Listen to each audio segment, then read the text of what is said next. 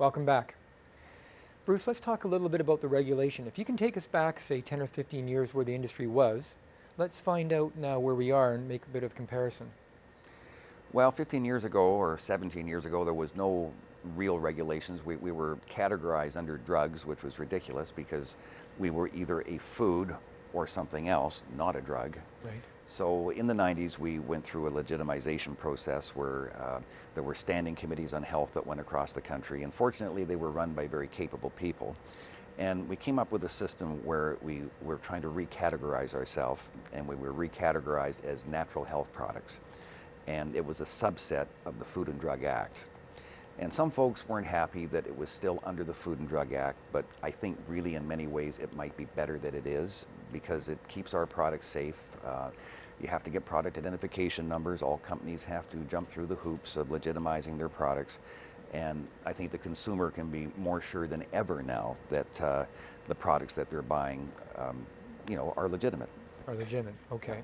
So once the regulation came in, is that standing now? Is that where we are today? That's where we are today, and it's controversial in some ways. There's always casualties when something like this happens. A lot of the small crafters could not afford to jump through the necessary hoops to meet the regulatory requirements, and that's unfortunate. But I don't think you can have any industry grow as quickly as this one has without some casualties. And Sure. I'm sure that something will work out for the smaller people. But right now, this is the way that it is, and it's never been better. Right. So you feel as an owner of a store, then this is the best place right now the industry has been so far? Oh, absolutely. I mean, we were on pins and needles for 10 years before that because the health protection branch in those days used to come in and causes many problems. Well, I think we've all either heard or read of stories where, in fact, some health food stores were raided. Oh, absolutely. Yeah, and that must have been quite startling for the owners. It was. I think they left me alone because I had so many vitamins there that they just wanted to know what was out there. So, but I know that many stores had hard times in those days. Okay. Let's talk a little bit about Codex. Can you explain to the people at home what Codex is? Well, Codex is a United Nations initiative that's supposed to have a world standard of minimal nutrient levels for people. And unfortunately, a well-meaning intended program has expanded their area into far too many places, and they think our dosages are too high in the vitamin and supplement industry, and they want very low doses when really it has nothing to do with what their mandate is. Okay. And in Canada, we're immune from any interference from Codex as far as supplements go because we are a subset of drugs. So we're out of the picture. But other countries, that have them classified as foods, have a problem with Codex. So what countries would those be? Are we talking the United States? Well, technically the United States is in that category, but the size of their market is so enormous that you just can't influence them. It's mostly the EU countries. Okay. That are involved with that. All right. Yeah, I mentioned to you before the show started that I was startled when I spoke with a person from Belgium that they are more restrictive there than we are here in Canada. And I had always thought we were the other way around, that the EU was much more open and things were more available, but not the case with supplements. No, it's very political in Europe. The pharmaceutical companies have a very strong hold on things over there, and they have lobbied the various governments to be pretty tough on supplements. Okay. And let's talk about the future then. Where do you see the health food industry going in Canada? Where do you see it going in Victoria? Well, I think it's going to keep growing. It's very much changing in the way that we distribute products.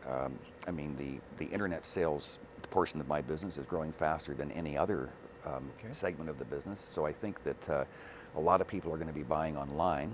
Mm-hmm.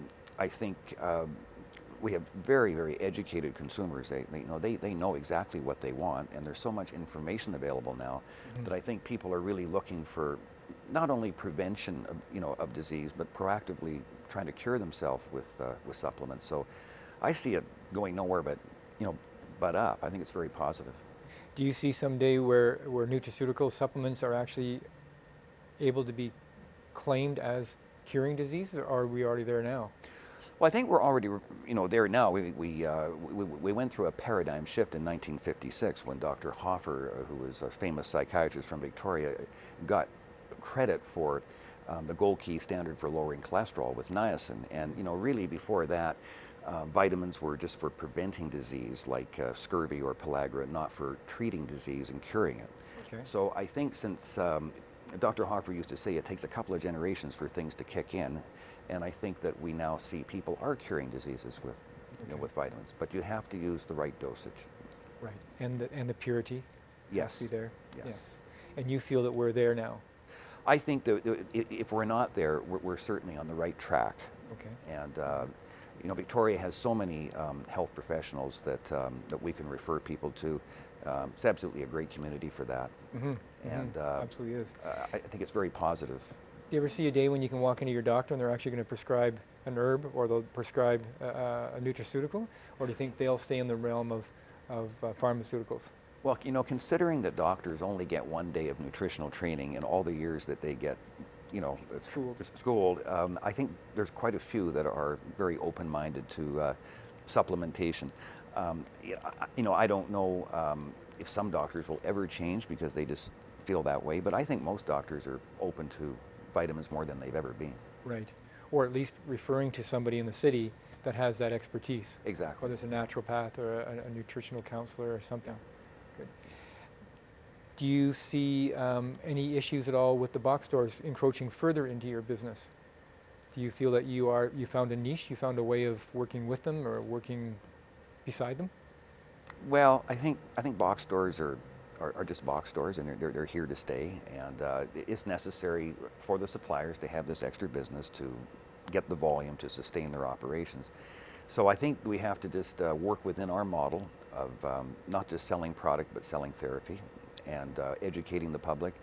And customers are pretty loyal. I think that when they need the information, they'll come to us, and I think we'll survive. Have you noticed that in your business, the loyalty you've built up over the years? Oh yes, and it's interesting. It's not just loyalty locally at the store. It's the mail order and the internet. You get loyal customers out there too. Okay. So it's so that's a very successful business model you've put together. It's expensive, but it's successful. What do you mean by it's expensive?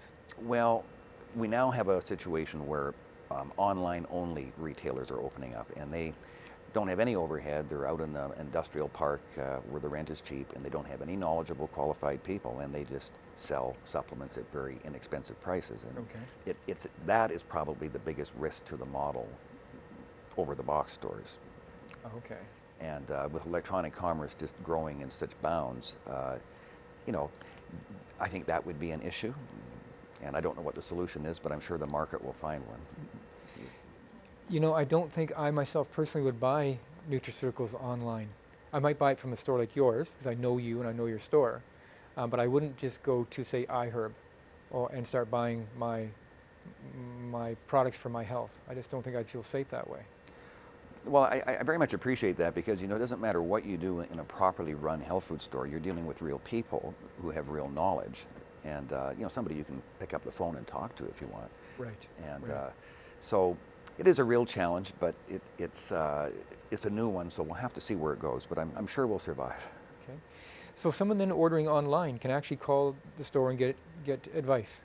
Oh, absolutely. Oftentimes, the customer will be, on our website doing their shopping, and they'll be on the toll-free line talking to a product advisor at the same time. So wonderful. They're getting almost a three-dimensional experience. Right. Without actually coming to the store. Yes. You ever see a day when the stores will become obsolete? Well, I don't think so. I think people still like the arduous task of trooping into a store and talking with a human being. Yeah. Wonderful. Yeah. Okay.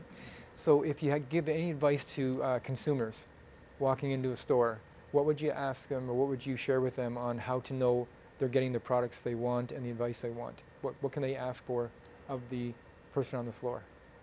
Well, I think they should be very concerned, just like with reading labels, and making sure that they're getting the product that they indeed are wanting to get, and they should ask lots of questions. Okay. And assess the professionalism of the staff that they're dealing with. So you'd mentioned the training course that is offered by the Health Food Association. Could they ask if they are in fact certified in that course? Absolutely. Okay. And they can request. They should be able to request anybody that they want to deal with too, so they have a choice. Is there any kind of logo or anything put on the windows of the stores that have that certification? Yes. There is. What does the logo look like? I think it's got CHFA, Canadian Health Food Association Certified Product Advisors. Okay. So that'd be something you could look for then when you're going into the store to see if in fact that store's even got at least one person on staff. Yes, and if anybody reads the phone book anymore, it does say so in there too. I can't even find my phone book now. I went looking for it a few days ago and I was like, I don't even know where that is. So maybe even going online. Exactly. So when someone goes online to your mail order, again, is that reported on your webpage, your website? I think in our mission statement, it's all, there in the beginning of our website. It explains in our mission statement that that's our guarantee. Okay.